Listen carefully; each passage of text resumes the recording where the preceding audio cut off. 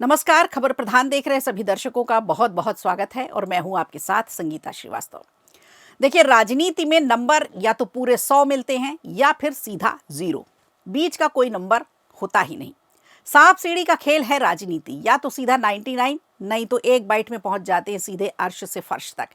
बात करें महाराष्ट्र की तो अजीत पवार के निधन के बाद महाराष्ट्र की सियासत में लगातार उतार चढ़ाव देखा जा रहा है। कौन किसके साथ आएगा, कौन सा दल किसके साथ जाएगा, हर रोज तस्वीर यहां बदल जाती है।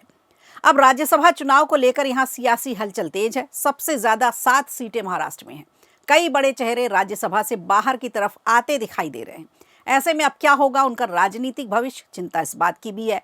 इधर चुनाव से पहले विपक्षी गठबंधन महाविकास अघाड़ी में दरार दिखने लगी है। शरद पवार की पार्टी एनसीपी-एसपी महाविकास अघाड़ी के बाकी 2 दलों जैसे शिवसेना यूबीटी और कांग्रेस से अब धीरे धीरे दूरी बनाने लगी है। ऐसा इसलिए क्योंकि एक तरफ उद्धव ठाकरे खुद शिवसेना यूबीटी के लिए राज्यसभा की सीट पर सीधे कांग्रेस के साथ समझौता करना चाह रहे हैं, तो वहीं दूसरी तरफ शरद गुट है।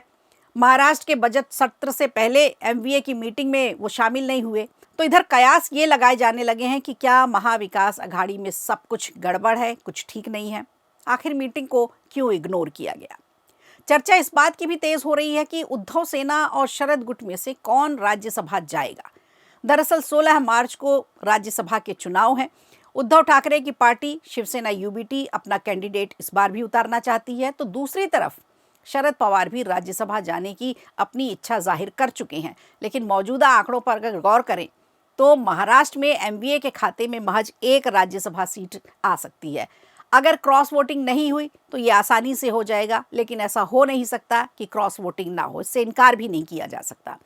इस बीच शरद पवार की मर्जी के बावजूद शिवसेना यूबीटी ने विधायकों की संख्या का हवाला देकर एमवीए में राज्यसभा सीट पर दावा ठोक दिया है। जो जानकारी मिल रही है उसके अनुसार उद्धव ठाकरे हर हाल में अपनी पार्टी शिवसेना यूबीटी के प्रत्याशी को राज्यसभा भेजना चाहते हैं और इसीलिए राज्यसभा चुनाव के लिए शरद पवार के दल को अलग रखते हुए उद्धव सीधे सीधे कांग्रेस से चर्चा कर रहे हैं। बताया यह जा रहा है कि उद्धव ठाकरे खुद कांग्रेस आलाकमान के साथ बातचीत कर रहे हैं। महाराष्ट्र में राज्यसभा की 7 सीटों के लिए 16 मार्च को वोटिंग होनी है। महाराष्ट्र में आंकड़ों का अगर गणित समझे तो यहां राज्यसभा की 1 सीट के लिए 37 मतों की जरूरत है। महाविकास अघाड़ी के पास कुल 46 विधायक हैं। अगर सिर्फ 1 राज्यसभा उम्मीदवार के लिए सभी मिलकर वोट करेंगे तो एमवीए का 1 उम्मीदवार जीत जाएगा, लेकिन अगर तीनों दल मिलकर नहीं चले तो परिणाम कुछ भी हो सकता है। तो क्या कहता है एमवीए के आंकड़ों का गणित, थोड़ा सा इसे भी समझने की कोशिश करते हैं। अभी यूबीटी के पास एमवीए में सबसे ज्यादा 20, कांग्रेस के पास 16 और एनसीपी-एसपी के 10 विधायक हैं। राज्यसभा सीट के लिए जरूरी है 37 वोट। यूबीटी और कांग्रेस के मिलाकर ये दोनों हो नहीं रहे। अगर उद्धव सेना को राज्यसभा चुनाव में अपना उम्मीदवार जिताना है तो उन्हें अपने कांग्रेस के विधायकों को और एक अन्य विधायक की जरूरत पड़ेगी, और कांग्रेस और यूबीटी में इसी को लेकर पेच फंसा है। कांग्रेस राज्यसभा चुनाव में शिवसेना यूबीटी का साथ देने के बदले क्या मांग रही है? बदले ये मांग रही है कि उसे विधान परिषद चुनाव में उद्धव ठाकरे का सपोर्ट मिले। अब देखने वाली बात ये होगी कि क्या शिवसेना यूबीटी और कांग्रेस में समझौता हो पाएगा और राज्यसभा सीट के लिए जरूरी 37वां वोट वो कहां से लाएंगे।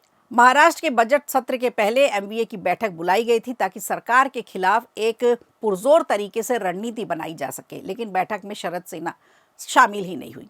इस बैठक की जानकारी शरद गुट को दी गई थी, लेकिन एनसीपी-एसपी के नेता इस बैठक में नहीं गए।